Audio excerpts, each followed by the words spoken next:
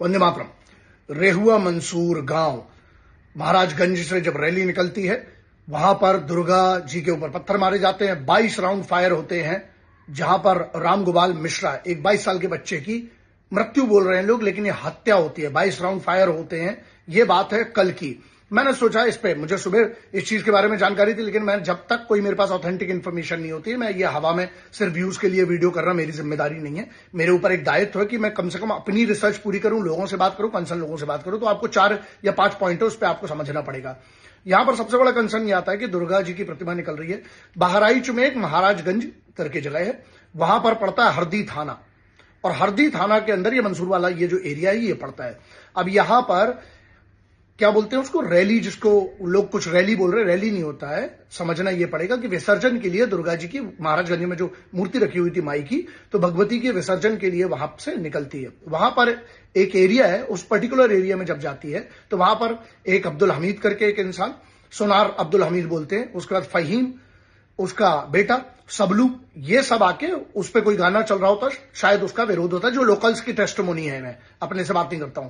और यहां पर आप सोचिए कितना बड़ा कांड हुआ हो गया। मैंने बहुत सालों बाद एक एडीजी लॉ एंड ऑर्डर को अपने हाथ में पिस्तौल लेके गली में घूमते हुए और वहां पर उतरना पड़ा। इसका मतलब ये होता है, एडीजी लॉ एंड ऑर्डर का मतलब ये होता है कि सर्वोच्च पोस्ट आप मान लीजिए, उसके ऊपर सिर्फ डीजी है।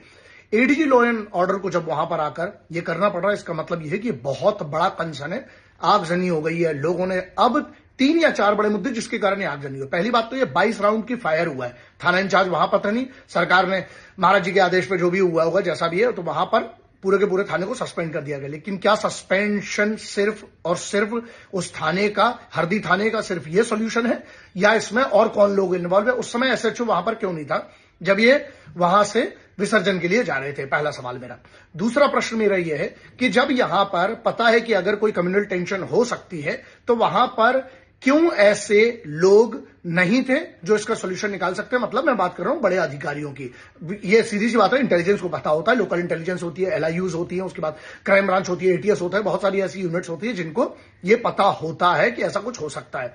तो वहां पर जिम्मेदार कौन है इस बहराइच पूरे जिले में? नाम लेने को तो मैं किसी का भी ले लूं, लेकिन इंक्वायरी जब होगी, इंक्वायरी के बाद जब उस पर एक पूरा डिटेल्ड इन्वेस्टिगेशन के बाद जब जो चीजें आएंगी, मैं उस पर बात करूंगा। हवा में बात करना मेरा कोई मकसद नहीं है, और ना मैं करता हूं इतने साल से, अगर आप मुझे जानते हैं तो।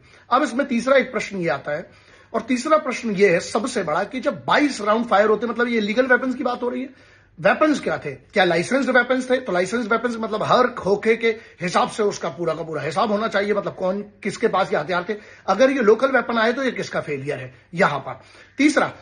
तीसरा सवाल यह है, इसके बाद जब विधायक इन्वॉल्व हुए तो विधायक भी कूटा गया, विधायक को भी उन लोगों ने मारा है। तो किसने मारा? क्या पुलिस ने भी मारा है? क्या लोकल्स ने मारा है? और जब ये मिश्रा करके 22 साल का जब बच्चा, इसकी हत्या होती है, 2 लोग जिसमें अस्पताल ले गए, जिसमें से एक की हत्या हो गई, मतलब एक की मृत्यु हो गई, बच्चा अब नहीं रहा। तो यहां पर जब ये कम्युनल टेंशन का आपको जब समझ में आता, जब पहले से इस चीज के बारे में पता होता है, तो इसके प्रिकॉशंस क्यों नहीं लिए गए? और थाना सिर्फ थाना इन्वॉल्व था कि जिले की बात करें, हम डिस्ट्रिक्ट की बात करें, सेंटर की बात करें, तो ये पूरे नीचे से ऊपर तक इसकी बहुत डिटेल्ड इंक्वायरी होना जरूरी है। क्यों? उत्तर प्रदेश ने बहुत सालों में बहुत मुश्किल से एक छवि बनाई थी उत्तर प्रदेश की पुलिस ने, कि कहीं पर भी दंगे होंगे, कम्युनल कुछ भी होगा, उत्तर प्रदेश पुलिस का एक डिसिप्लिन या भय या जो जिसको बोलते हैं प्रोटोकॉल जो बन गया था, उसके कारण ऐसा कुछ नहीं होता बहुत लंबे समय से। और यहां पर एक दुर्गा विसर्जन में यह होता है, इसका मतलब है जो आज तक छवि बनाई हुई थी वो पूरी की पूरी एक कांड के कारण पूरी बर्बाद हो चुकी है। तो यहां बहुत बड़ा कंसर्न है राज्य सरकार के लिए, और जो भी लोग इसमें इन्वॉल्व है, विभाग को इसको सीरियसली सही करना पड़ेगा। अब यहां पर चौथा मेरा एक जो सबसे बड़ा कंसर्न है वो ये है कंसर्न, आप ये बात बताओ, क्या सिर्फ ये उत्तर प्रदेश की बात है? नहीं, झारखंड में भी यही हुआ, बंगाल में भी यही हुआ। तो यहां पर ये समझ में नहीं आता, भारत में यदि दुर्गा पूजन के बाद दुर्गा जी के विसर्जन के लिए जा रहा, दशहरे में ये कांड होते कैसे हैं? क्यों नहीं लॉ एंड ऑर्डर का भय है लोगों में? और यहां पर क्या जो बच्चा गया, क्या कर दोगे? नौकरी दे दोगे उसके घर वालों को, थोड़ा सा कॉम्पनसेशन, लेकिन वो बच्चा तो गया ना। और जब 22 राउंड हुए उसके बाद, हाँ, भीड़ ने सबसे ज्यादा, चौथा ये सवाल से ज्यादा चौथा कंसर्न ये था कि जब इस पे ये जो हुए, वहां पर जब गांव में जब भिड़ंत हो गई लोगों की, यहां पे जो विसर्जन में जा रहे थे उन लोगों ने भी लाठी चार्ज हुआ, उन लोगों ने मतलब वहां से उनने रिटेलिएट किया, घरों में दुकानों में तोड़फोड़ हुई, आगजनी हुई। धर्म से बड़ा एक और चीज है ना, कोई भी गुंडागर्दी करेगा, अगर आज आप लॉ एंड ऑर्डर तोड़ने की परमिशन दोगे, चाहे कोई भी हो, तो आगे चल के ये महंगा पड़ेगा देश को, प्रदेश को तो पड़ी है ना, पूरी इमेज का सत्यानाश कर दिया।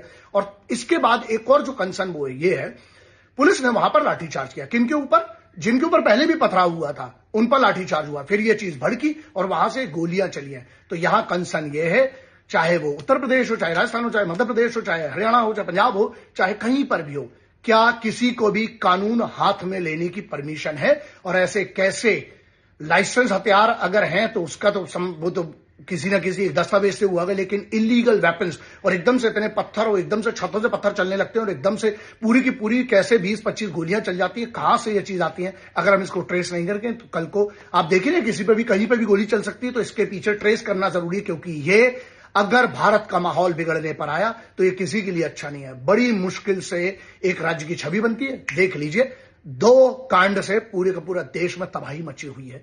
तो यहां पर आपको सबको समझ के ये भी रहना कि ऐसी चीजों से अगर आपको भी कोई खबर मिलती है तो थोड़ा सा सतर्क रहना और संबंधित लोगों को आपको जानकारी देना बहुत जरूरी है। वरना क्या होगा ना, अगर किसी और के ऊपर गोली चल रही है तो कल आपके ऊपर चलेगी, तो फिर आप रोइएगा मत। अगर किसी और के मोहल्ले में दंगे हो रहे हैं तो कल आपके बीवी बच्चे, कैसी एम्बुलेंस फंस गई किसी के मां बाप को जाना हो, किसी की जचकी हो, किसी की डिलीवरी अगर होनी होती तो इसका जिम्मेदार कौन होगा? सोचिएगा जरूर। लोग कहते हैं ना कि मैं इस बारे में बात क्यों करता हूं, इसलिए करता हूं क्योंकि मेरे लिए भारत राष्ट्र के रहने वाले हर व्यक्ति की जान मैटर करती है। जब मैं कहता हूं मेरा राष्ट्र है, यहां पर रहने वाले सभी लोग मेरे परिवार जैसे हैं, इसीलिए करता हूं। वरना जैसे बहुत सारे लोग हैं जो अपने आप को बहुत कुछ कहते हैं, उनको घंटा फर्क नहीं पड़ा, ऐसा हम भी कह सकते थे। मुझे फर्क पड़ता है और फर्क पड़ेगा, क्योंकि मेरा राष्ट्र है और इस राष्ट्र की अगर कोई भी इस प्रकार के दंगे होते हैं, आगजनी होती है, गोलियां चलती हैं, या इस राष्ट्र में कोई भी ऐसा माहौल बिगड़ता है तो मुझे फर्क पड़ना चाहिए। मुझे पड़ता है, आपको पड़े ना पड़े, मैं अपना दायित्व निभा रहा हूं। जय हिंद, वंदे मातरम, इंकलाब जिंदाबाद, भारत माता की जय।